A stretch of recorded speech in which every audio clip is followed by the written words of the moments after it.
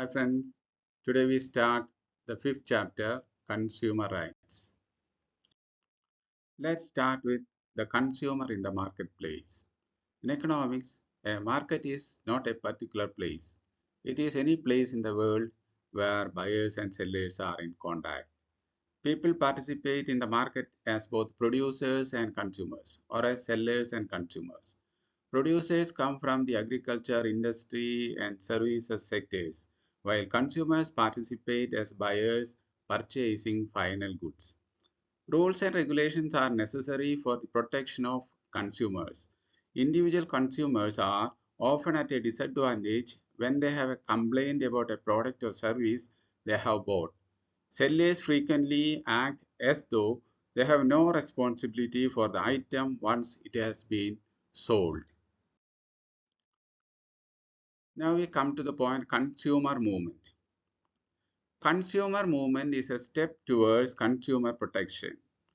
Sellers cheat consumers usually by reducing the weight of the item sold or charging additional amount on the commodity, thus by increasing the price, or selling adulterated or defective items.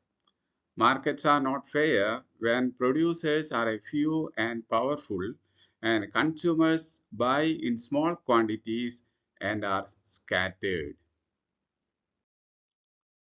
This occurs when large companies produce goods and services.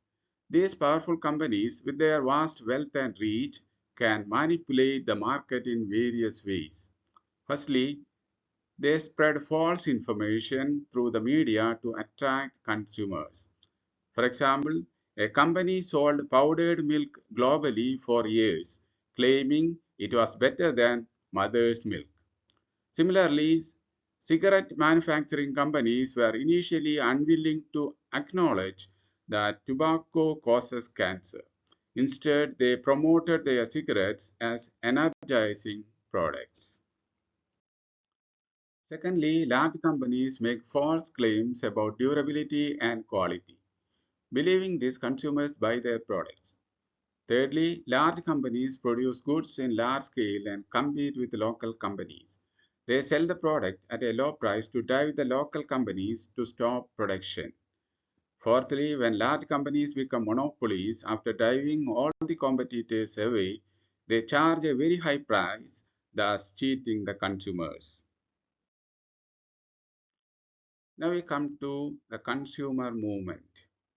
The consumer movement originated from the dissatisfaction of consumers due to numerous unfair practices adopted by sellers.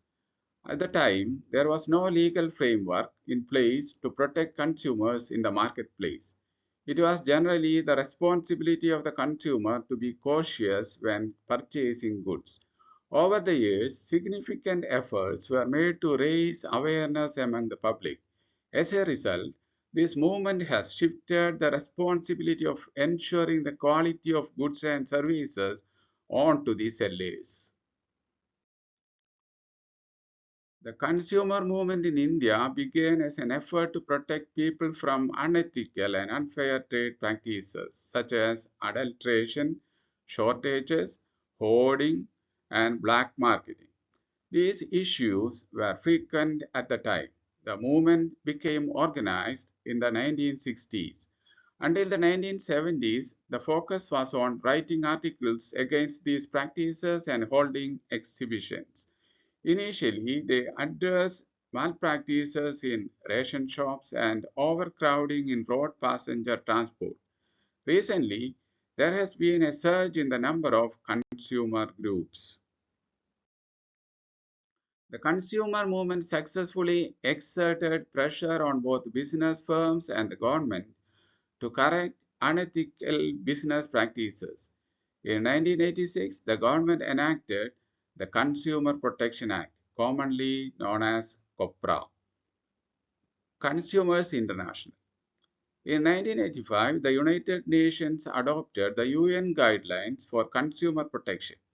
These guidelines provided a framework for nations to implement measures to protect consumers and for consumer advocacy groups to pressure their governments to take action. Consumers International has become an umbrella organization representing over 200 member organizations from more than 100 countries. As consumers, we have the right to be protected against the marketing of goods and the delivery of services that are hazardous to life and property. Producers must strictly adhere to the required safety rules and regulations. Examples of goods that require special safety features include pressure cookers with safety valves. These valves must be of high quality and public action is necessary to ensure this quality is maintained. Secondly, fire safety equipment used in industrial concerns, hospitals, petrol stations, etc. must also be of very good quality. Thank you.